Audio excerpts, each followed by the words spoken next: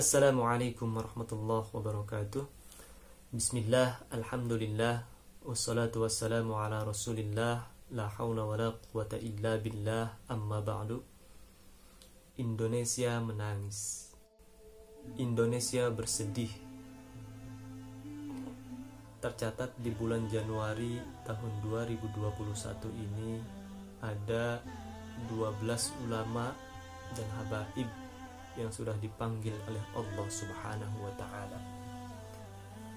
Di hari Kamis yang lalu, ulama asal Saudi, Syekh Ali Jabir, yang sudah lama berdakwah di Indonesia, beliau terkenal dengan kesantunan cara menyampaikan ajaran-ajaran Islam. Terlebih dia seorang hafidhul Quran, dipanggil oleh Allah Subhanahu wa ta'ala.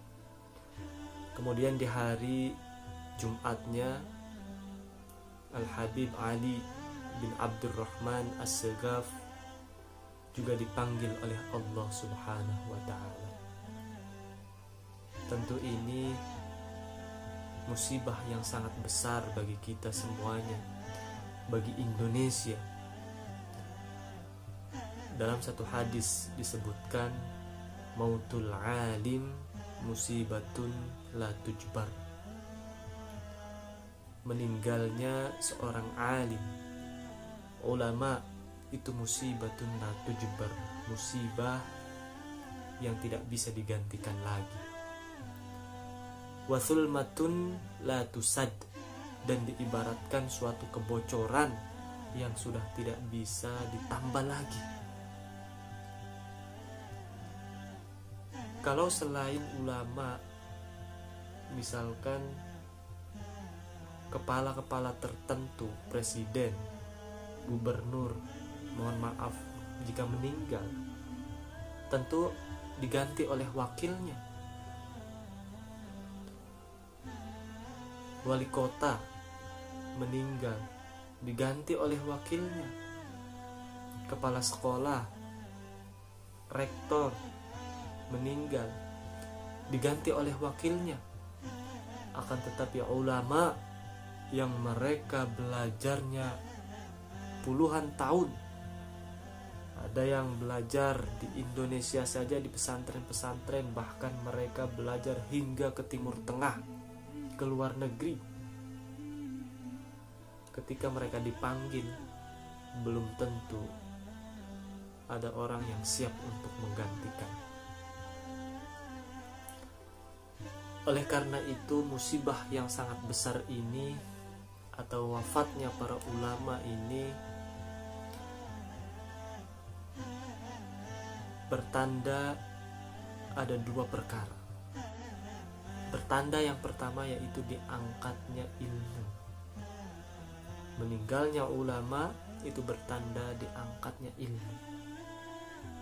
Dalam satu hadis disebutkan, innallaha la yaqbidul ilma intiza'an yantazi'uhu minan nas, walakin yaqbidul ilma biqabdil ulama. Sesungguhnya Allah Subhanahu wa ta'ala mengangkat ilmu itu tidak diambil daripada manusianya, tidak. Akan tetapi Allah mengangkat ilmu biqabdil ulama, dengan diwafatkannya para ulama. Ya Allah, bayangkan jika para ulama, para habaib di suatu negeri sudah diangkat oleh Allah Subhanahu wa ta'ala, lalu siapa yang menyampaikan kebaikan? Siapa yang menyampaikan dakwah? Siapa yang mengajarkan kasih sayang untuk seluruh alam semesta, kecuali bukan mereka? Wafatnya ulama juga bertanda dekatnya hari kiamat.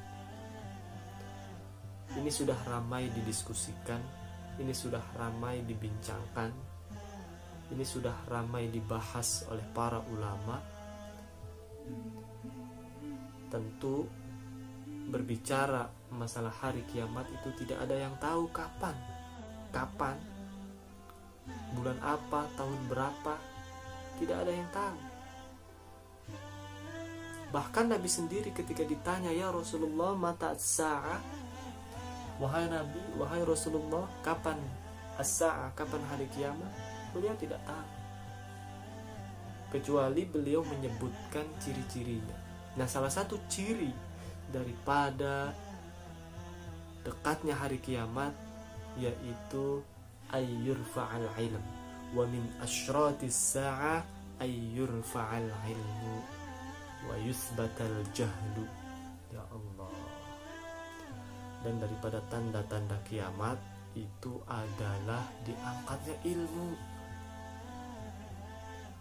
Diangkatnya ilmu, ya Allah. Diangkatnya ilmu itu melalui biqabdil ulama, diangkatnya, diwafatkannya para ulama. Bayangkan, wa yusbatal jahl, kebodohan nanti merajalela, fitnah semakin merebak ke sana kemari, pembunuhan. Ya Allah. Orang-orang berbicara seolah-olah dia bersumber dari Al-Quran, dari Al-Hadis, padahal itu dari akal hawanya sendiri.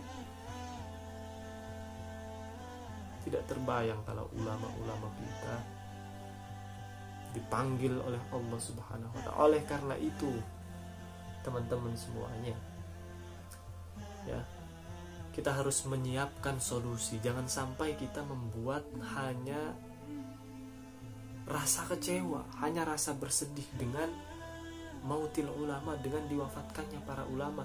Akan tetapi kita harus berpikir al-hal, berpikir solusi. Solusi ini saya pernah baca di dalam satu kitab, yaitu pesan yang disampaikan oleh Abdullah ibnu Mas'ud. Beliau pernah berkata, alaikum bil ilmi qabla ayyurfa' wa raf'uhu mautu rawatih. Alaikum bil ilmi, wajib kepada kalian, kepada kita semuanya, belajar ilmu. Ya Allah, belajar ilmu qabla ayyurfa', sebelum ilmu itu semuanya diangkat. Diangkatnya ilmu itu ya dengan diwafatkannya para ulama tadi, ustadz-ustadznya. Ya Allah, jangan kita hanya sedih, jangan kita hanya update status di platform WhatsApp, di Instagram, di Facebook, kita bersedih, tapi kita tidak berpikir solusi. Ini yang masalahnya semakin besar, ya.